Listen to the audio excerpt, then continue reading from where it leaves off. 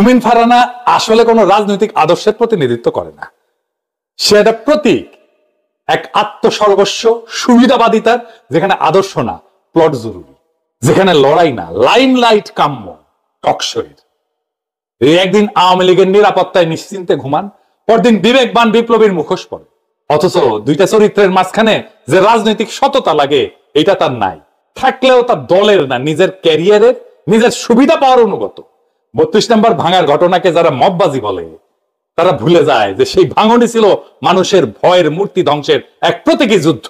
সেখানে রুমিন ছিল না, সেইখানে না ছিল রাস্তায়, না আদালতে, না মাঠে, কিন্তু ছিলেন টিভির আলোয়, মঞ্চের ভাষণে, আর আওয়াজহীন এক প্লটের আবেদন পত্রে।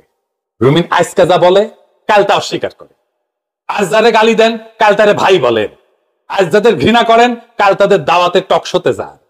কারণ একটাই, কারণ তিনি বিশ্বাস করেন জনগণ ভুলে যাবে, জনগণ মনে রাখবে না, জনগণ বেকুবের বাচ্চা। এই জনতার স্মৃতি এখন কেবল প্রতিবাদের না, বিচার করার স্মৃতি।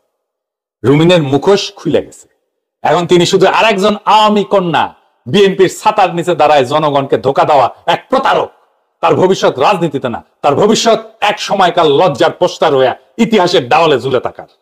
আর আমরা সেই দেওয়ালে শুধু একটাই কথা লিখে যাব, ভাষণ অনেক হয়েছে রুমিন, এবার বিদায় নাও, তোমার মতো আওয়ামী ছাওয়ের জন্য ইতিহাসের জায়গা নাই।